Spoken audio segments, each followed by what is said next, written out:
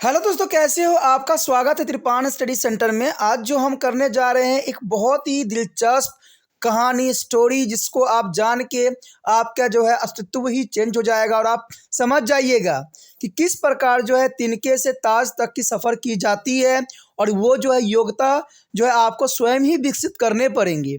ये कहानी बहुत ही दिलचस्प है, इसको ध्यान से समझने की कोशिश कीजिएगा तो ये आपको पढ़ाई में भी बहुत हेल्प मिलेगा, क्योंकि कहानी से ही हमें जो है प्रेरणा मिलती है और हम भी जो है आगे जो है जीवन में अच्छे से अच्छे करने की कोशिश करते हैं। त्रिपाण स्टडी सेंटर हमेशा ही जो है बच्चों के लिए हेल्पफुल रहता है और उसको एक अच्छे प्रेरणादायक स्टोरी बताने की कोशिश किया जाता है, जिसमें आपको जो है आपके सिलेबस के रिगार्डिंग रहता है। तो शेरशाह सूरी जो है एक दिलचस्प कहानी है, जिसकी शुरुआत अगर देखा जाए तो 1486 ईस्वी में शुरू हुई।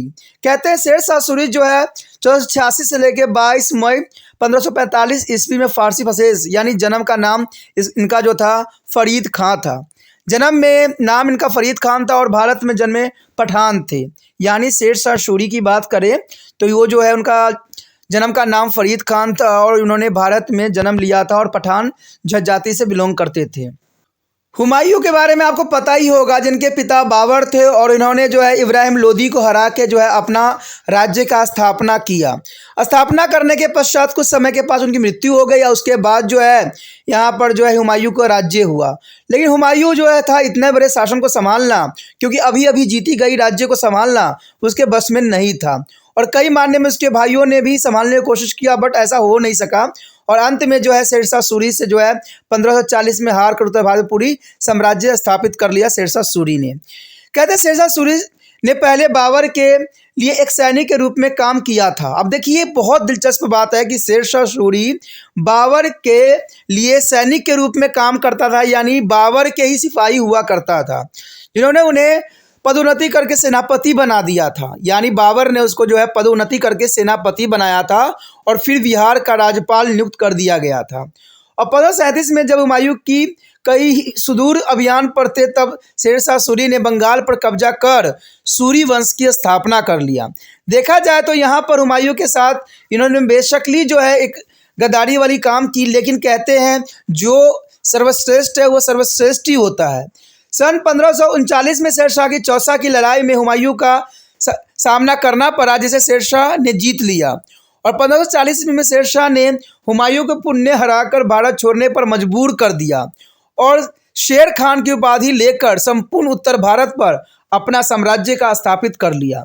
एक शानदार जो है रणनीतिकार शेरशाह ने खुद को सक्षम सेनापति के साथ ही एक जो है प्रतिभाशाली प्रशासक भी साबित किया और 1540 से 1545 के अपने 5 साल के शासन के दौरान उन्होंने नई नगरीय और सैन्य प्रशासन की स्थापना भी की। पहला रुपया जारी किया गया, यानी ये बहुत बड़ी इंपॉर्टेंट क्वेश्चन है कि पहला रुपया जो है कब जारी की गई थी, तो शेरशाह सूरी के जो है दौरान की गई थी। भारत की डाक व्यवस्था को पुनः संगठित भी किया गया और अफगानिस्तान में जो है काबुल से लेकर बांग्लादेश के चटगांव तक जो है ग्राउंड ट्रक रोड की बनाया गया। कहते हैं साम्राज्य के उसके पुनः गठन के बाद में जो है मुगल साम्राज्यों के लिए एक मजबूत नींव रखी, विशेषकर हुमायूं के बेटे अकबर के लिए। यानी अकबर का जो है यहाँ पर शेरशाह सूरी ने रास्ता बिल्कुल साफ कर दिया, क्योंकि यहाँ पर एक मजबूत अर्थव्यवस्था को जो है शेरशाह सूरी ने बनाया था।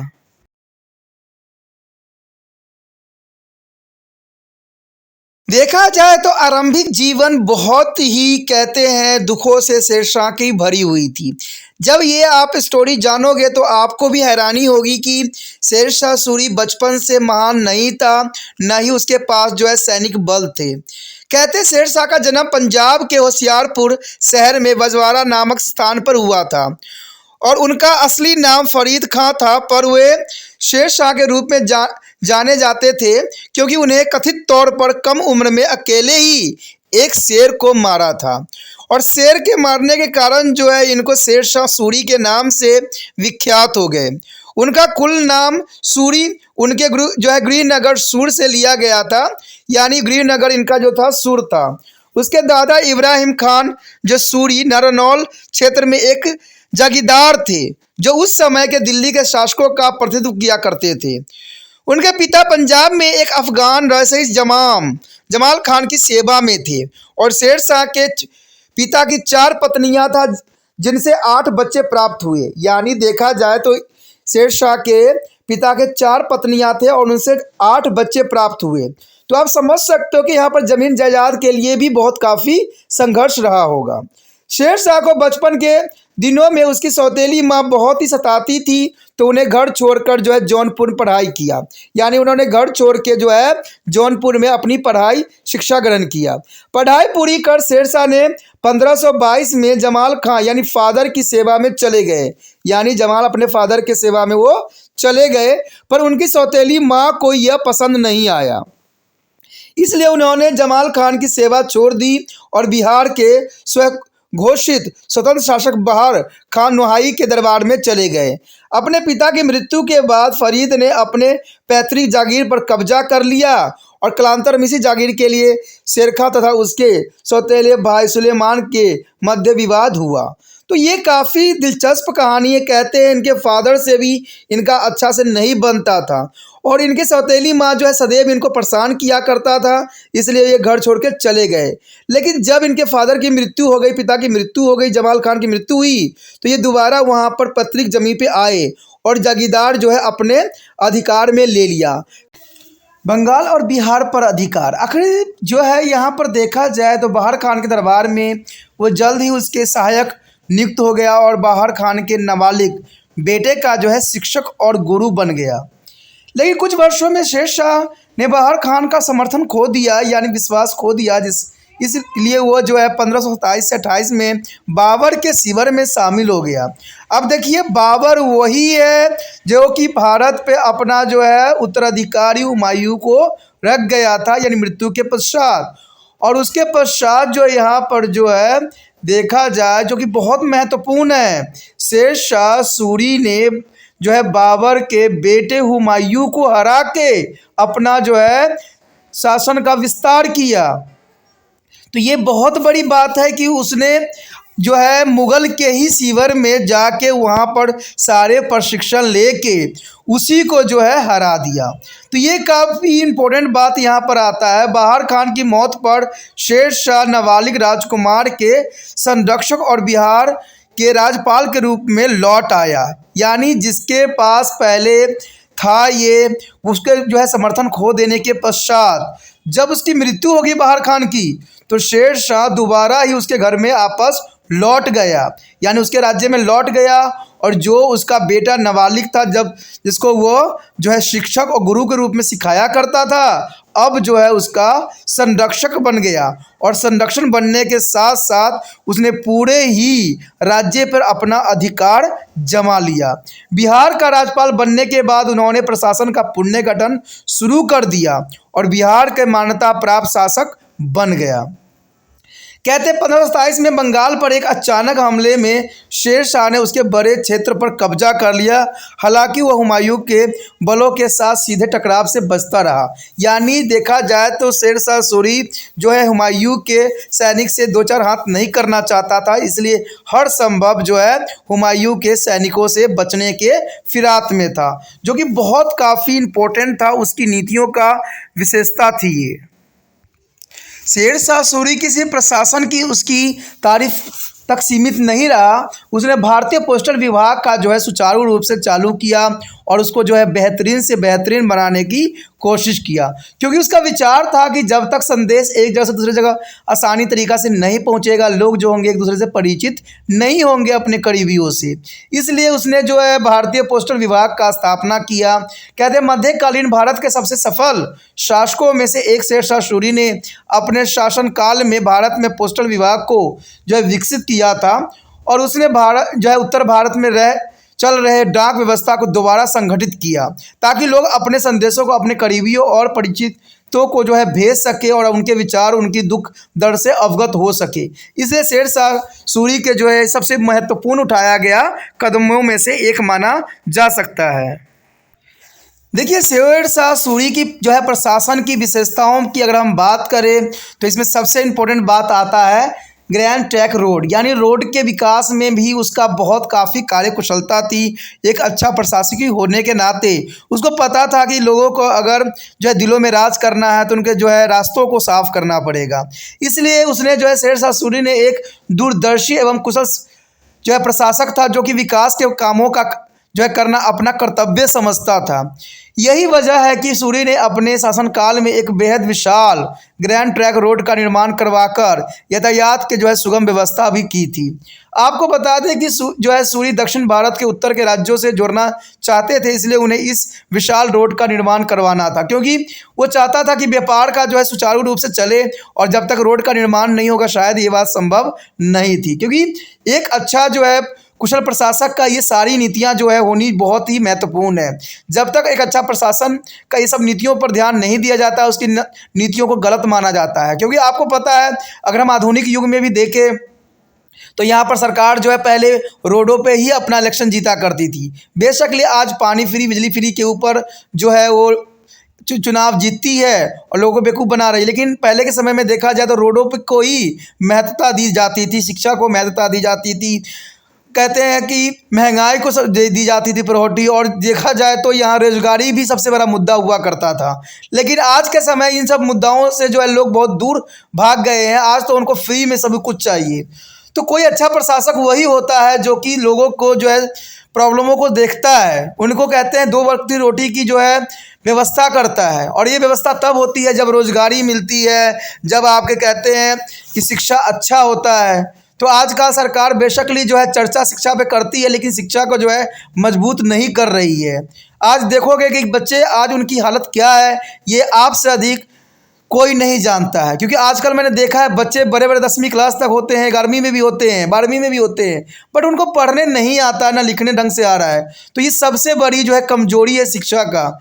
सरकार कहती है कि हम तो चर्चा पे चर्चा किए जा रहे हैं, लेकिन लगता नहीं कि चर्चा का कुछ भी परिणाम सार्थक सिद्ध हो रहा है। लेकिन यहाँ पर हम शेरशाह सूरी की बात करें तो उसने हर एक क्षेत्र में अपना बहुत ही महत्वपूर्ण योगदान दिया, और इसमें से जो है ग्रैंड ट्रैंक रोड भी उसी में से विशेषताओं में से एक माना जा सकता है। कहते हैं ग्रैंड ट्रैंक रोड बहुत ही पुरानी है और प्राचीन काल में इसे जो है उत्तर पथ कहा जाता था, और ये गंगा के किनारे बसे नगरों को भारत से जोड़ते हुए जो है सैवर द्वार पार करता हुआ जो है अफगानिस्तान के केंद्र तक जाती थी। मौर्य काल में जो है बौद्ध धर्म का प्रसार इसी उत्तर पथ के माध्यम से गंधार तक हुआ था। यूँ तो यह मार्ग जो है सदियों से जो है इस्तेमाल होता रहा है, लेकिन 16वीं शताब्दी में दिल्ली के सुल्तान शेरशाह सूरी ने इसे पक्का करवा दिया, और कहते हैं दूरी मापने के लिए जगह जगह पर पत्थर लगवाया गया, छायादार पेड़ लगवाया गया, राहगीरों के लिए सराय बनवाए गए, चुंगी की व्यवस्था की, और जो है ग्रैंड ट्रैंक रोड कलकत्ता में पेशावर यानी पाकिस्तान तक लंबी है। अब देख सकते हो कि उस समय जहाँ पर टेक्नोलॉजी इतनी सशक्त नहीं थी, वहाँ पर जो है शेरशाह की जो है नीतियों का ही यहाँ पर अनुसरण किया जा सकता है। इसलिए हर संभव जो है लोगों के जो है सुविधाओं के लिए हर संभव कोशिश किया, और करना भी चाहिए। कहते हैं कोई भी प्रशासक होता है, कोई भी प्रशासन चलाता है, वहाँ लोगों की तरफ से ही उनको चलना चाहिए। लोगों को जो है विश्वास को जीतना ही उसका कर्तव्य माना जाता है, जो कि यहाँ पर शेरशाह सूरी ने बखूबी निभाया भी। सूरी द्वारा बनाई गई यह विशाल रोड बांग्लादेश से होती हुई दिल्ली और वहाँ से काबुल तक होकर जाती थी, और वही इस रोड का सफ़र जो है आरामदायक बनाने के लिए शेरशाह सूरी ने कई जगहों पर कुएं, मस्जिद और विश्राम गृहों का निर्माण भी करवाया था। अब समझ सकते हो कि इतना बड़ा रोड का निर्माण अभी उस समय होना बहुत बड़ी चुनौती की बात थी, लेकिन शेरशाह सूरी की जो है कम शासन होने के बावजूद भी उसने बहुत ही जो है अच्छा प्रशासन का जो है रोल निभाया था। तो इसी कारण से जो है शेरशाह एक जागीरदार होते हुए भी राजा के रूप में, सम्राट के रूप में विख्यात हुआ। इन सब बातों से तो एक बात यहाँ पर साफ हो गया है कि शेरशाह सूरी जो है एक तिनके से जो है ताश का सफ़र किया है। तो ये काफ़ी इम्पोर्टेंट है। देखिए कहाँ पर ये जागीरदार हुआ करता था, अपने पिता का प्रेम भी नहीं प्राप्त कर पाया ढंग से, इवन कि उसके माता जो थी सौतेली थी और वो भी उसको परेशान किया करती थी। कहते हैं जिस व्यक्ति की ऐसी हालत हो तो अपनों में ही उलझ जाता है, लेकिन शेरशाह सूरी के साथ ऐसा नहीं हुआ। उसने जो है हर संभव अपने आप को जो सशक्त बनाया और हर समय जो है अपने आप पर नियंत्रण रखा। तो ये काफ़ी इम्पोर्टेंट बात रहता है कोई भी प्रशासक के लिए, कोई भी राजा के लिए, कोई भी मंत्री के लिए। इसके अलावा शेर शाह सूरी ने यातायात को सुगम बनाने के लिए कई जगह रोड, जैसे कि आगरा से जोधपुर, लाहौर से सुल्तान और आगरा से बुरहानपुर तक समेत नई सड़कों का निर्माण भी करवाया, जो कि बहुत काफ़ी इम्पोर्टेंट था। उसके पश्चात हमारे समक्ष आता है भ्रष्टाचार पर नियंत्रण। देखिए, कहते हैं कि अगर प्रशासन को ढंग से चलाना है तो सबसे इम्पोर्टेंट जो है भ्रष्टाचार पे जो है कंट्रोल पाना सभी प्रशासकीय के लिए बहुत ज़रूरी होता है। आज भ्रष्टाचार के कारण कई देश जो है कहते हैं पतन के कगार पे आ जाते हैं, जिसको जो कि हमने देखा भी है, इतिहास में पढ़ा भी है, जाना भी है कि भ्रष्टाचार ने कई जो है राजाओं के नींव तक हिला दी।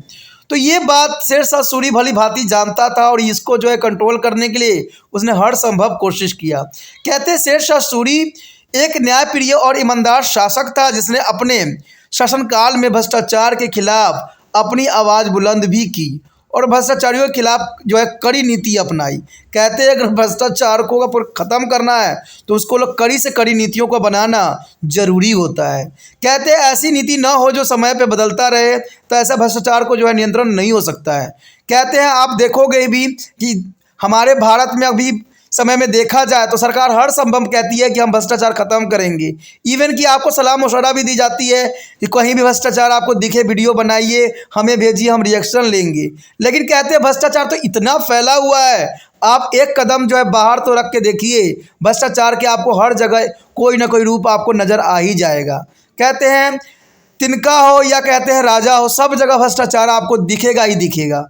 तो कहते हैं वीडियो रिकॉर्डिंग कर लेने से या किसी के बारे में बता देने से जो है नहीं होता है। आपको पता ही होगा कि भ्रष्टाचार कोई आम आदमी में नहीं फैला हुआ है, भ्रष्टाचार जो है बड़े बड़े मंत्रियों में, बड़े बड़े ठेकेदारों में फैला हुआ है। आम लोग तो 2 वक्त की रोटी की तलाश में रहते हैं और बड़े बड़े लोग जो होते हैं पैसे गड्डी के तलाश में रहते हैं। तो इसी कारण जो है भ्रष्टाचार होती है। आप देखोगे कि जितना भ्रष्टाचार होता है सरकारी कामों में ही भ्रष्टाचार देखने को आपको जो है नज़र आएगा। चाहे बच्चे का जो है जन्म पत्री बनवाने का हो, जाति प्रमाण पत्र बनवाने का हो, चाहे कहते हैं ना लाइसेंस बनवाने का, हर क्षेत्र में आप देखोगे भ्रष्टाचार ने अपना जो है कदम गड़ा रखा है। तो कहते हैं तभी तो भारत की ये हालत हो चुकी है कि यहाँ पर हमारा देश विकसित नहीं हो पा रहा है। चारों तरफ जो है विकास के लगे हुए हैं लाइन, लेकिन विकास नहीं हो पा रहा है। क्यों? क्योंकि भ्रष्टाचार ने अपना जो है कदम बहुत ही गड़ा रखा है। आज देखो हर क्षेत्र में भ्रष्टाचार आपको नज़र आएगा। अगर आप देखोगे तो हर सरकार कहती है कि हम भ्रष्टाचार दूर करेंगे, हम भारत को सशक्त बनाएंगे, लेकिन कहते हैं ये तो सिर्फ आपको एक स्टंट होती है उनकी इलेक्शन को जीतने का। लेकिन यहाँ पर देखा जाए तो यहाँ विपरीत है शेर शाह सूरी की नीति। शेर शाह सूरी बेशक कम साल तक यह राज्य किया, लेकिन उसका नीति था कि जनता को हर संभव भलाई किया जाए, हर संभव उसको जो है अच्छा से अच्छा किया जाए। इसलिए शेर शाह सूरी ने भ्रष्टाचार पर नियंत्रण करने के लिए सख्त और जो है कड़ी से कड़ी नियमों का जो है इसने अनुसरण किया। शेर शाह ने अपनी शासनकाल के दौरान मस्जिद के मौलवियों एवं इमामों के द्वारा इस्लाम धर्म के नाम पर किए जा रहे भ्रष्टाचार पर भी सिर्फ लगाम लगाई, बल्कि उसने मस्जिद के रख रखाव के लिए मौलवियों के पैसा देना बंद कर दिया एवं जो है मस्जिदों की देखरेख के लिए मुफ्तियों की जो नियुक्ति कर दी। देखिए कितना इंपॉर्टेंट कार्य किया। कहते हैं धर्म पे तो कोई उंगली भी नहीं उठा सकता, धर्म पे कुछ चेंज भी करना जो है लोगों के लिए बहुत बड़ी सरदर्दी होती है। लेकिन शेर शाह सूरी जानता था कि भ्रष्टाचार अगर ख़त्म करना है तो ये सब चीज़ों को जो है बंद करना अत्यंत महत्वपूर्ण है। तो इसी बात पे जो है यहाँ पर शेर शाह सूरी ने अपना न्यायप्रिय और ईमानदार शासक होने का जो है सबूत पेश किया। उसके पश्चात हमारे समक्ष है द्वितीय अफगान साम्राज्य। देखिए आखिर शेर शाह सूरी जो है के बाद कौन सा साम्राज्य अफगान का जो था इम्पोर्टेंट था। अभी तक शेर शाह अपने आप को जो है मुगल सम्राटों का प्रतिनिधि ही बताता था, पर उसकी चाहत अब अपना साम्राज्य स्थापित करने की थी, क्योंकि शेर शाह सूरी इतना कुशल शासक था कि उसका जो है पूरे सम्राट होना एक स्वाभाविक बात था। और ये बात शेर शाह सूरी भली भांति जानता था और इसी के लिए उसने साम्राज्य की जो है स्थापित करने की बात को सोची। शेर शाह की बढ़ती हुई ताकत को देखकर आखिरकार मुगल और अफगान सेनाओं की जो है जून 1500 1939 में बक्सर के मैदान में भिड़ंत हो गई। यानी देखा जाए तो मुगल और अफगान सेनाओं के साथ जो है 1539 में बक्सर के मैदान पे जो है बहुत भयंकर भिड़ंत हुई। मुगल सेनाओं की भारी हार का सामना करना पड़ा और इस जीत ने शेर शाह का साम्राज्य जो है पूर्व में असम की पहाड़ियों से लेकर पश्चिम के कन्नौज तक बढ़ा दिया। यानी इतना बड़ा साम्राज्य उसने कुछ ही समय में हासिल कर लिया। कहते हैं ये सब उसकी जो है नीतियों का ही परिणाम था। अब अपने साम्राज्य के वैध बनाने के लिए उन्होंने अपने नाम के सिक्के को चलाने का आदेश दे दिया और यह मुगल साम्राज्य हुमायूं की खुली नीतियों में से एक थी। यानी देखा जाए तो इसने अपने साम्राज्य को दृढ़ बनाने के लिए, अपना शासन को बढ़ाने के लिए उसने अपने नाम का सिक्का चलाया। कहते हैं सिक्का चलाने का अर्थ था कि उसको जो है पूरा साम्राज्य का वैध बनाना था, यानी उसको अप्लीकेबल बनाना था। ठीक है, इसलिए मुगल साम्राज्य हुमायूं को खुली चुनौती थी। यानी देखा जाए तो ये मुगल साम्राज्य के लिए बहुत बड़ी खुली चुनौती थी जो कि उसके सामने था। अगले साल हुमायूं के खोए हुए क्षेत्र पर कब्जा वापस पाने के लिए शेरशाह की सेना पर फिर हमला किया। यानी शेरशाह सूरी की सेना पर फिर से जो है हुमायूं ने हमला किया अपने क्षेत्रों को दोबारा हासिल करने के लिए। और इस बार कन्नौज पर जो है हस्ताक्षरित और बुरी तरह से प्रशिक्षित हुमायूं की सेना ने 17 मई 1540 शेरशाह की सेना से हार गई और इस हार ने बाबर द्वारा बनाए गए मुगल साम्राज्य का अंत भी कर दिया और उत्तर भारत पर जो है सूरी साम्राज्य की शुरुआत की, जो भारत में दूसरा पठान जो है साम्राज्य था, जो लोधी साम्राज्य के बाद था। यानी लोधी के बाद जो था शेरशाह सूरी की जो थी बहुत बड़ी नीतियों का जो है परिणाम था जो आपके समक्ष थी। कहते 17 मई 1540 जो है शेरशाह से सूरी ने जो है मुगल साम्राज्य को बुरी तरह से हराकर और अपना शासन को जो है उसने सशक्त और जो है सम्राट बनने की अग्रसर हो गया। उसके पश्चात देखें सरकार और प्रशासन। कहते हैं 1540 से लेकर 1545 ईस्वी में शेरशाह सूरी द्वारा जारी सबसे पहला रुपया यानी सिक्कों में देवनागरी और फारसी में लिखा हुआ था। यानी इसका सबसे बड़ा ये जो था बहुत इम्पोर्टेंट नीतियों में से एक था, जिसमें उसने जो है सिक्कों में देवनागरी और फारसी में कुछ बातें लिखी गई। शेरशाह सूरी एक कुशल सैन्य नेता के साथ साथ योग्य प्रशासक भी थे, क्योंकि आपने देखा होगा कि शेरशाह सूरी पहले सेना का नेतृत्व किया करता था। ठीक है, मुगल साम्राज्य में यानी बाबर के सैनिकों में जो था इसका औहदा जो थी एक कमांडर का था। उसके द्वारा जो नागरिक और प्रशासनिक संरचना बनाई वो आगे जाकर जो है मुगल साम्राज्य अकबर ने इस्तेमाल और विकसित भी की। देखिए कितना इंपॉर्टेंट बात था कि इसको अकबर ने भी प्रयोग किया, क्योंकि अकबर जानता था कि शेरशाह सूरी की बनाई हुई हर नीति कारगर है और लोगों की भलाई के लिए है। तो इसमें अकबर ने भी इसी बात को जो है काफ़ी आगे बढ़ाया। शेरशाह की कुछ मुख्य उपलब्धियां अथवा सुधार कुछ इस प्रकार से देखा जा सकता है कि उसने जो है 3 धातुओं के सिक्का प्रणाली जो मुगलों की पहचान बनी वो शेरशाह द्वारा शुरू की गई थी। देखिए कितना इंपॉर्टेंट बात था कि 3 धातुओं के सिक्का प्रणाली जो था मुगल को जो काफ़ी फेमस बना दिया था, उसकी जो है शुभ आरंभ जो है शेरशाह सूरी द्वारा की गई थी। पहला रुपया शेरशाह के शासन में जारी हुआ था जो आज के रुपया का अग्रदूत है। यानी आज जो पैसे चल रहे हैं शेरशाह सूरी से ही कॉपी किया गया है। रुपया आज Bharat, Pakistan, Nepal, Sri Lanka, Indonesia, Malaysia, Maldives, Seychelles में राष्ट्रीय मुद्रा के रूप में प्रयोग किया जाता है, जो कि किसके समय था? शेरशाह सूरी ने पहला चलाया था। अब समझ सकते हो कि पैसा जो है रुपया का जो है आविष्कार या रुपया का जो चलन शेरशाह सूरी द्वारा करवाया गया था। ये बहुत इंपॉर्टेंट क्वेश्चन है यूपीएससी एग्जाम वाले बच्चों के लिए, क्योंकि ऐसे क्वेश्चन ही पूछे जाते हैं। ठीक है, और कहते ग्रैंड ट्रैंक रोड का निर्माण जो उस समय सड़क आजम या सड़क बादशाही के नाम से भी जाना जाता था। डाक प्रणाली का विकास जिनका इस्तेमाल व्यापारी भी कर सकते थे, यह व्यापार और व्यवसाय के संचालन के लिए यानी गैर राज्य परियोजना के लिए प्रयोग किए जाने वाले डाक व्यवस्था का पहला ज्ञात रिकॉर्ड है। तो ये भी काफ़ी इम्पोर्टेंट और काफ़ी ज़रूरी बात थी जो कि बहुत ही इम्पोर्टेंट है।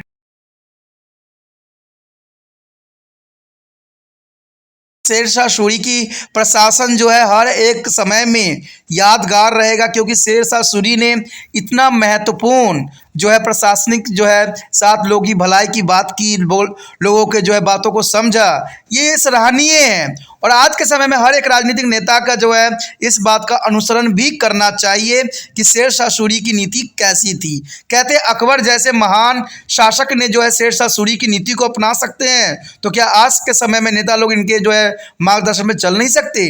इसके साथ ही दोस्तों कहते हैं इनका निधन जो था हो गया था 22 मई 1545 ईस्वी में हो गया था। यानी 22 मई 1545 ईस्वी में बुंदोला राजपूताले के खिलाफ लड़ते हुए, राजपूतों के खिलाफ लड़ते हुए शेरशाह सूरी की जो है कलंजर किले की घेराबंदी की, जहां उक्का नामक जो अग्नियास्त्र ने निकले गोले के फटने से उसकी मौत हो गई।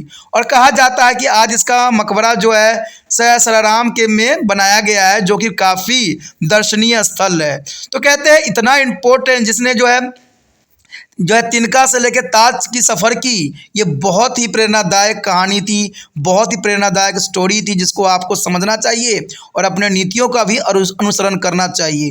कहते हैं ये शिक्षा के साथ साथ जो है ज्ञान के लिए भी बहुत काफ़ी ज़रूरी है।